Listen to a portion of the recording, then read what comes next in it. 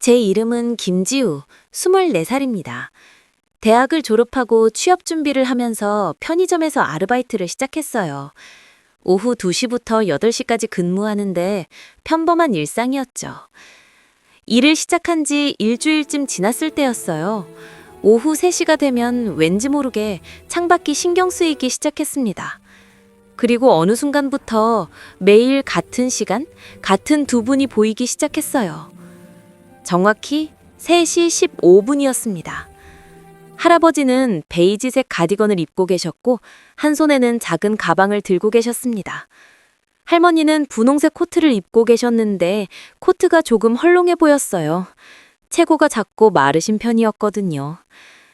두 분은 천천히, 아주 천천히 걸으셨습니다. 할머니가 할아버지의 팔을 꼭 잡고 계셨고 할아버지는 할머니의 걸음에 맞춰 조심스럽게 걸으셨죠.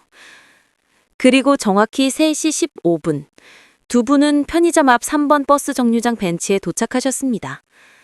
할아버지가 먼저 할머니를 앉히고 그 다음에 옆자리에 앉으셨어요. 마치 오래전부터 정해진 의식처럼 자연스럽게요. 다음 날도 3시 15분, 두 분은 어김없이 나타나셨습니다. 그 다음 날도 또 그 다음 날도요. 비가 와도 바람이 불어도 추운 겨울날에도 두 분은 한 번도 빠지지 않으셨어요. 어느새 제 몸도 그 시간을 기억하게 됐습니다. 3시쯤 되면 자연스럽게 창밖을 보게 됐고 두 분이 오시는 모습을 보면 왠지 안심이 됐어요. 오늘도 무사히 오셨구나 하고요. 한 달이 지나고 2달이 지났습니다. 그러던 어느 날 단골 아주머니께서 편의점에 들어오시며 말씀하셨어요. 지우 씨, 저 어르신들 참 부지런하시네요. 매일 저 시간에 산책 나오시던데. 네, 정말 대단하세요. 저도 그렇게 생각했습니다. 저 나이에 저렇게 꾸준히 산책하시다니. 건강을 위해 매일 같은 시간에 나오시는 성실한 노부부. 보기만 해도 마음이 따뜻해지는 풍경이었어요. 하지만 그때까지만 해도 저는 몰랐습니다. 저분들이 단순히 산책을 하러 나오시는 게 아니라는 걸요. 그 벤치에 앉는 것이 할아버지에게는 매일 지켜야 하는 약속이고 할머니에게는 매일이 첫 만남이라는 걸요. 그날도 두 분은 조용히 벤치에 앉아 계셨습니다. 석양빛이 두 분을 비추고 가을바람에 은행잎이 흩날렸어요. 평화롭고 따뜻한 오후였습니다. 벤치에 앉으신 할아버지는 가방에서 작은 보온병을 꺼내셨습니다. 그리고 종이컵 2개도 함께요. 보온병 뚜껑을 천천히 돌려 여는 할아버지의 손놀림은 익숙했습니다. 마치 수천 번도 더 해본 것처럼 자연스러웠죠. 뚜껑이 열리자 따뜻한 증기가 피어올랐어요. 할아버지는 떨림 없는 안정된 손으로 첫 번째 컵에 차를 따르셨습니다. 넘치지 않게 적당한 양만큼요. 그리고 두 손으로 조심스럽게 할머니에게 건네셨어요. 할머니는 양손으로 컵을 받아 들으셨습니다. 작고 가느다란 손이었어요. 컵을 입에 가져가 한 모금 마시는 할머니. 그 순간 할머니의 얼굴이 환해졌습니다. 어머, 맛있네요. 이게 뭐예요? 할머니가 신기한 듯 물으셨어요. 마치 처음 마셔보는 것처럼요. 귤차예요. 당신이 좋아하시는 거예요. 할아버지가 부드럽게 대답하셨습니다. 목소리에는 온화함이 가득했어요. 할머니는 다시 한번 차를 마시며 만족스러운 표정을 지으셨습니다. 그리고 두 분은 조용히 앞을 바라보며 차를 마셨어요. 말없이도 편안해 보이는 시간이었습니다.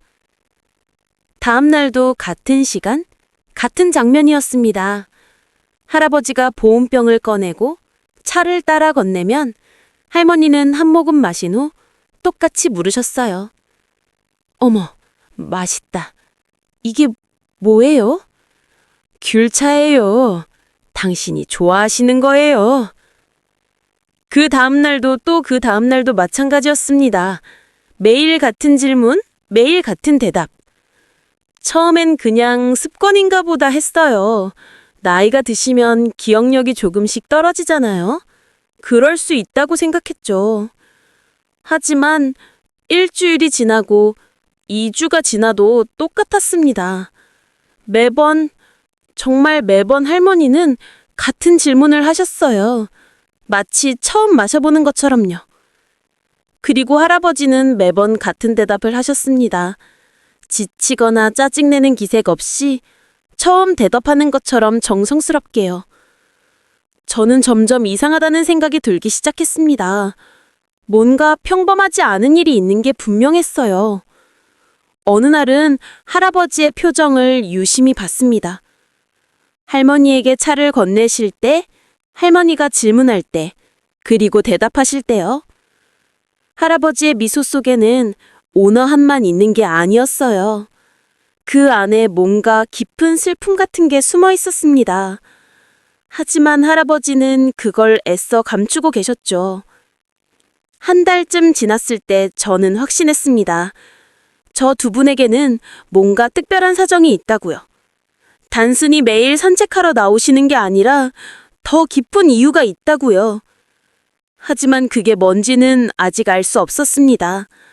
다만 할아버지가 매일 같은 시간에, 같은 장소에서 같은 의식을 반복하는 데엔 분명 이유가 있을 거라고 생각했어요. 그날도 두 분은 나란히 앉아 귤차를 마셨습니다. 할머니는 여전히 만족스러운 표정이었고, 할아버지는 조용히 할머니를 바라보고 계셨어요. 석양빛 속에서 빈 종이컵 2개가 벤치 위에 나란히 놓여 있었습니다. 가을이 깊어지고 있었습니다. 정류장 주변에는 노란 은행잎이 수북이 쌓여 있었어요. 그날도 두 분은 어김없이 3시 15분에 벤치에 앉으셨습니다. 할아버지가 차를 따라 드리고 할머니는 만족스럽게 차를 마시고 계셨죠. 바람이 한번 불자 은행잎 몇 개가 하늘거리며 벤치 앞으로 떨어졌습니다. 그중 유난히 예쁜 노란 은행잎 하나가 할머니 발 앞에 떨어졌어요. 할머니는 그 은행잎을 신기한 듯 바라보셨습니다. 그리고는 은행잎을 주우려고 몸을 숙이기 시작하셨죠. 그 순간이었습니다. 할머니의 몸이 앞으로 크게 기울어졌어요. 균형을 잃으신 거죠. 마른 체구에 힘이 없으신 할머니는 그대로 넘어지실 것 같았습니다. 조심하세요! 할아버지가 재빠르게 두 팔을 뻗어 할머니를 붙잡으셨어요. 할머니의 팔과 어깨를 단단히 잡고 일으켜 세우셨습니다. 괜찮으세요? 다치신 데 없으세요? 할아버지의 목소리에는 다급함이 가득했어요. 할머니를 안정시킨 후 한참 동안 할머니의 등을 쓰다듬어 주셨습니다. 괜찮아요, 여보. 괜찮아요. 할아버지가 안심시키듯 말씀하셨어요. 할머니는 천천히 고개를 들어 할아버지 얼굴을 바라보셨습니다. 그 눈빛에는 호기심과 약간의 당황함이 섞여 있었어요. 그리고 할머니가 입을 여셨습니다. 고맙습니다. 그런데 할머니가 잠시 망설이시더니 물으셨어요. 누구세요? 시간이 멈춘 것 같았습니다. 편의점 안에서 이 광경을 지켜보던 저는 손에 들고 있던 물건을 떨어뜨릴 뻔했어요. 지금 뭐라고 하신 거죠? 할아버지의 표정이 순간 굳었습니다. 웃고 계시던 얼굴에서 미소가 사라졌어요. 할머니를 잡고 있던 손이 미세하게 떨리는 게 보였습니다. 할아버지는 천천히 눈을 감으셨습니다. 길지 않은 시간이었지만 그 몇 초가 아주 길게 느껴졌어요. 마치 할아버지가 무언가를 참아내고 계신 것 같았습니다.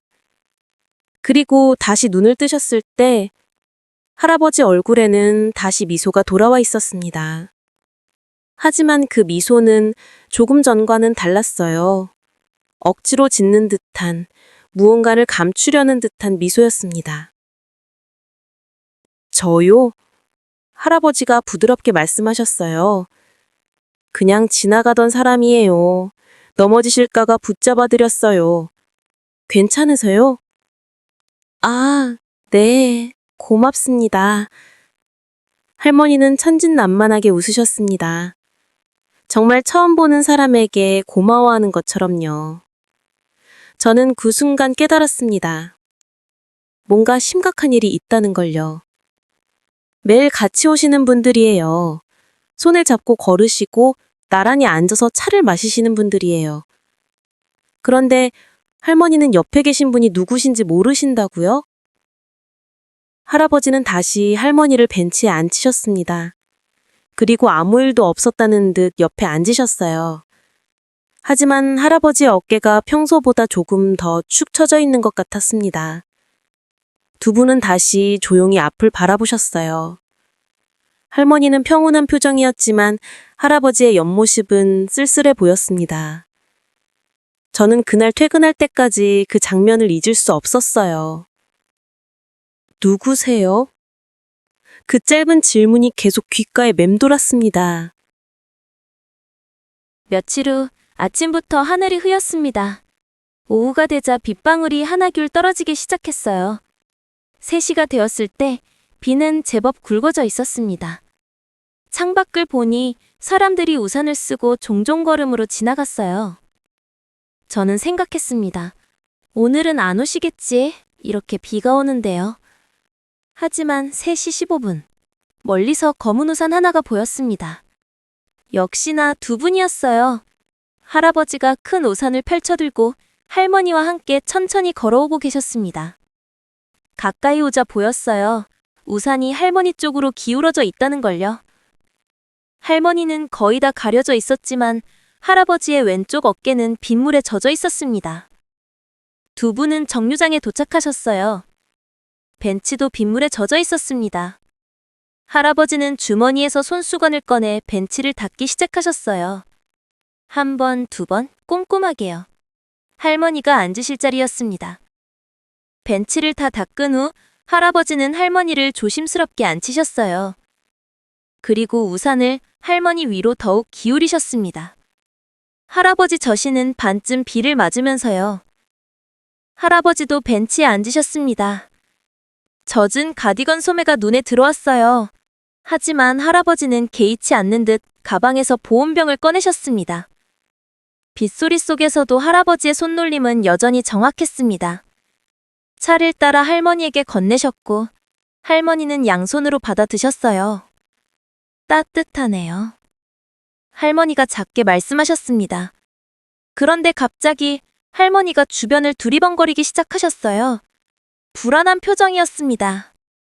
여기가 어디죠? 할머니가 물으셨어요. 목소리에 약간의 두려움이 섞여 있었습니다. 할아버지는 할머니의 손을 꼭 잡으셨어요. 3번 버스 정류장이에요. 괜찮아요. 버스 정류장이요? 왜 여기 있는 거죠? 당신이 좋아하는 곳이거든요. 여기 앉아 있으면 마음이 편하시다고 하셨잖아요. 할아버지의 목소리는 차분했습니다. 할머니를 안심시키려는 게 느껴졌어요. 그래요? 그럼 괜찮네요. 할머니는 조금 안심한 듯 다시 차를 마셨습니다. 비는 계속 내렸습니다. 빗방울이 우산을 두드리는 소리가 리드미컬했어요. 하지만 두 분은 일어나지 않으셨습니다. 10분이 지나고 20분이 지나고 30분이 지났습니다. 할아버지의 어깨는 점점 더 젖어갔어요. 차가운 빗물이 옷을 적시고 있었지만 할아버지는 우산을 움직이지 않으셨습니다. 오직 할머니만 보호하면 되는 것처럼요. 저는 편의점 안에서 그 모습을 보며 가슴이 먹먹해졌습니다. 우산을 하나 들고 나가드려야 하나 싶었지만 왠지 그러면 안 될 것 같았어요. 이건 두 분만의 시간이었으니까요. 할머니는 빗소리를 들으며 조용히 앉아 계셨습니다. 가끔 하늘을 올려다보기도 하고 빗물이 만드는 물웅덩이를 바라보기도 하셨어요. 마치 어린아이처럼 신기하시는 것 같았습니다. 할아버지는 그런 할머니를 바라보고 계셨어요. 추운지 젖은 옷이 불편한지는 중요하지 않은 듯 했습니다. 그저 할머니가 평온해 보이면 그것으로 충분한 것 같았어요. 비가 조금 약해진 후에야 두 분은 천천히 일어나셨습니다. 할아버지가 할머니를 일으키고 우산을 다시 할머니 쪽으로 기울이고 천천히 걸어가셨어요. 할아버지의 뒷모습을 보며 저는 생각했습니다. 저분은 왜 비 오는 날에도 이렇게까지 하시는 걸까? 단순한 산책이 아닌 건 분명한데 도대체 무슨 이유가 있는 걸까? 궁금했습니다. 그리고 더 알고 싶었어요. 두 분 사이에 어떤 이야기가 숨어 있는지요. 겨울이 왔습니다. 날씨가 추워졌지만 두 분은 여전히 매일 3시 15분에 나타나셨어요. 그러던 어느 추운 오후였습니다. 평소보다 10분쯤 일찍 할아버지가 혼자 편의점 문을 여셨어요. 혼자셨어요. 할머니 없이요. 저는 깜짝 놀라 창밖을 봤습니다. 할머니는 벤치에 혼자 앉아 계셨어요. 손에 떨어진 낙엽을 집어들고 신기한 듯 바라보고 계셨습니다. 할아버지는 매대 앞으로 가셔서 귤차 2개를 집으셨어요. 그리고 계산대로 오셨습니다. 계산을 하면서 저는 용기를 냈습니다. 더 이상 참을 수 없었어요. 저기, 죄송하지만 할머니는 괜찮으세요? 오늘 혼자 밖에 계시던데. 할아버지는 창밖을 바라보셨습니다. 한참 동안 말없이 할머니를 보셨어요. 혼자가 아니에요. 할아버지가 조용히 말씀하셨습니다. 제가 있으니까요. 그리고 잠시 침묵이 흘렀습니다. 할아버지의 눈에 눈물이 맺히기 시작했어요. 참으시려는 듯 했지만 눈가가 점점 붉어졌습니다. 아내가... 할아버지가 떨리는 목소리로 말씀하셨어요. 저를 기억하는 시간이 하루 30분 정도 남았어요.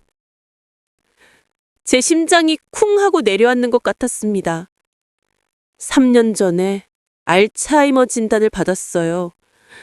처음엔 최근일만 있더니 점점 더 과거로 돌아갔죠. 할아버지는 천천히 이야기를 시작하셨습니다. 우리 결혼한 지 42년 됐어요. 자식 2 키우고 손주도 3이나 있어요. 그런데 아내는 그걸 전부 기억 못해요. 우리 아이들 얼굴도, 이름도, 함께 살았던 집도 다 잊어버렸어요. 할아버지의 목소리가 더 떨렸습니다. 42년 전 이야기를 해드릴게요. 우리가 처음 만난 게 저 정류장이에요. 소개팅이었죠. 당시 전 26살, 아내는 25살이었어요. 할아버지의 눈빛이 잠시 따뜻해졌습니다. 옛날을 떠올리시는 것 같았어요. 그날 회사 일이 갑자기 생겨서 제가 20분이나 늦었어요. 뛰어갔죠. 죄송하다고, 정말 죄송하다고 사과했어요. 그런데 아내가 뭐라고 했는지 아세요? 할아버지가 잠시 미소 지으셨어요. 슬프지만 따뜻한 미소였습니다. 괜찮아요. 버스 6대나 세면서 기다렸어요. 재미있더라고요. 그렇게 말하고라고요. 화낼 법도 한데 웃으면서 말해줬어요. 그 미소를 보고 저는 알았어요. 이 사람이다 하고요. 할아버지의 눈에서 눈물이 흘러내렸습니다. 지금 아내의 기억은 그날에 멈춰 있어요. 42년 전, 그 오후 3시 15분. 저를 처음 기다리던 바로 그 시간에요. 제 눈에도 눈물이 고였습니다. 의사 선생님이 그러시더라고요. 환자가 가장 행복했던 순간에 기억이 머물 수 있다고요. 아내한테는 그날이 가장 행복한 기억이었나 봐요. 저를 처음 만난 그날이요. 할아버지는 손으로 얼굴을 가렸습니다. 어깨가 작게 떨렸어요. 그래서 전 매일 여기 와요. 아내가 살고 있는 그 시간 속으로 들어가는 거예요. 아내가 기억하는 그 남자가 되어주는 거죠. 할아버지가 고개를 들었습니다. 눈물 자국이 있었지만 표정은 단단했어요. 이번엔 늦지 않은 남자로요. 저도 모르게 손이 떨렸습니다. 눈물이 볼을 타고 흘러내렸어요. 매일 그렇게 하시는 거예요?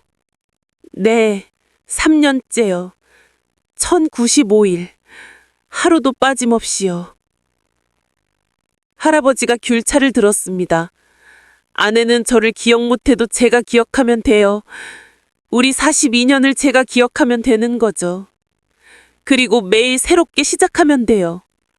아내에게는 매일이 첫 만남이니까요. 할아버지는 작게 웃으셨어요. 사실 나쁘지 않아요. 사람들은 첫 만남의 설렘을 평생 한 번만 느끼잖아요. 저는 매일 느껴요. 1095번이나요. 저는 할 말을 잃었습니다. 티슈를 꺼내 할아버지께 건넸고 저도 하나 꺼내 눈물을 닦았어요. 할아버지는 계산을 마치고 문 쪽으로 걸어가셨습니다. 문을 열기 전 잠시 멈춰서서 말씀하셨어요. 고맙습니다. 들어주셔서요. 그리고 나가셨어요. 창밖으로 보이는 할아버지의 뒷모습. 조금 구부정했지만 발걸음은 확고했습니다. 벤치로 가는 그 길을 할아버지는 1095번 걸었고 앞으로도 계속 걸어갈 것입니다. 할머니가 살고 있는 그 시간으로요. 매일 찾아가는 거예요. 늦지 않게요. 그날 밤 집에 돌아와서도 할아버지의 말씀이 계속 맴돌았습니다. 42년 전 3번 버스 정류장. 20분 늦은 소개팅. 버스 6대를 세며 기다린 여자.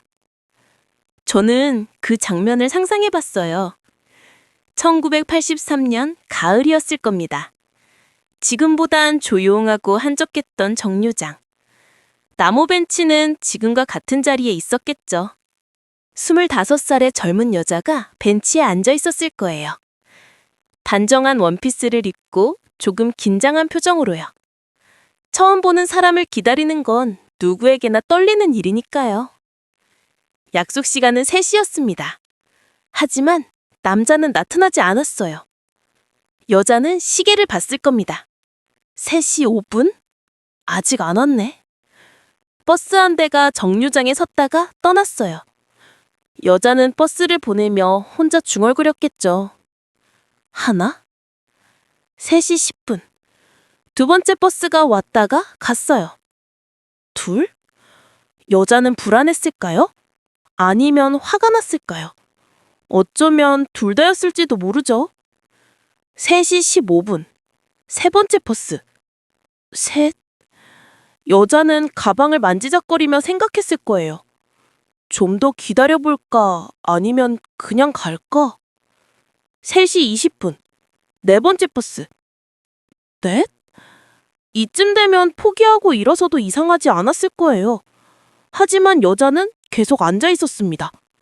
3시 25분. 다섯 번째 버스. 다섯. 그리고 마침내 멀리서 누군가 뛰어오는 모습이 보였어요. 정장을 입은 젊은 남자였습니다. 26살의 민수. 숨을 헐떡이며 뛰어왔어요. 넥타이가 한쪽으로 치우쳐 있고 이마에는 땀이 맺혀 있었습니다. 죄송합니다. 남자가 벤치 앞에 멈춰서서 허리를 굽혔어요. 숨을 고르면서도 계속 사과했습니다. 정말 죄송해요. 회사에 급한 일이 생겨서 정말 미안합니다. 여자는 천천히 고개를 들어 남자를 봤어요. 그리고 웃었습니다. 괜찮아요. 여자의 목소리는 따뜻했어요. 버스 6대나 세면서 기다렸어요. 재미있더라고요. 남자는 그 말에 얼어붙었습니다. 황일 줄 알았는데 웃고 있었으니까요. 정말 괜찮아요?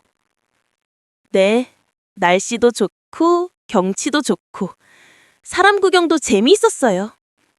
여자가 벤치를 톡톡 두드렸어요. 앉으세요. 많이 뛰셨나 봐요. 남자는 조심스럽게 옆에 앉았습니다. 아직도 믿기지 않는다는 표정으로요. 정말 죄송해요. 이렇게 늦을 줄 몰랐어요. 괜찮다니까요. 약속 시간보다 일찍 온 제 잘못일 수도 있죠? 남자는 그제야 긴장이 풀렸는지 웃었습니다. 그리고 두 사람은 이야기를 시작했어요. 남자가 잠깐 자리를 떠더니 자판기에서 음료수를 뽑아왔습니다. 여자에게 건네며 다시 한번 미안하다고 했죠. 여자는 음료수를 마시며 말했습니다. 다음엔 안 늦으실 거죠? 네, 절대 안 늦겠습니다. 이 약속해요. 약속이요? 약속이에요. 석양이 두 사람을 비췄습니다. 벤치에 나란히 앉은 젊은 남녀. 여자가 남자의 손을 살짝 잡았어요. 남자는 깜짝 놀라 여자를 봤고 여자는 수줍있게 웃었습니다. 그 순간 남자는 알았습니다. 이 사람과 평생을 함께하게 될 거라는 걸요. 그리고 정말로 그렇게 됐습니다. 42년 동안요. 화면이 다시 현재로 돌아왔습니다. 같은 벤치, 같은 정류장. 하지만 두 사람은 이제 70대가 되었어요. 할아버지는 여전히 같은 자리에 앉아 계셨습니다. 할머니 옆에요. 42년이 흘렀지만 할아버지에게 그날의 약속은 여전히 유효했습니다. 다음엔 안 늦으실 거죠? 네, 절대 안 늦겠습니다. 이 약속해요. 약속이요? 이 약속이에요. 그래서 할아버지는 매일 3시 15분에 옵니다. 늦지 않게요. 42년 전의 약속을 지키기 위해서요. 그 이야기를 듣고 난 후 저는 두 분을 다르게 보게 됐습니다. 매일 3시 15분이 되면 저는 자연스럽게 창밖을 봤어요. 그리고 두 분이 걸어오시는 모습을 보며 가슴이 뭉클해졌습니다. 할아버지는 매일 아침 일찍 일어나십니다. 할머니를 씻기고 옷을 입히고 약을 챙기고 귤차를 준비하세요. 그리고 정확히 3시에 집을 나서 정류장으로 향하시는 거예요. 15분이 걸립니다. 42년 전처럼요. 어느 봄날 오후였습니다. 날씨가 참 좋았어요. 할아버지가 보온병을 들고 벤치에 앉아 계신 할머니에게 다가가셨습니다. 할머니는 할아버지를 보고 수줍은 표정을 지으셨어요. 처음 보는 사람인 것처럼요. 안녕하세요. 할머니가 먼저 인사하셨습니다.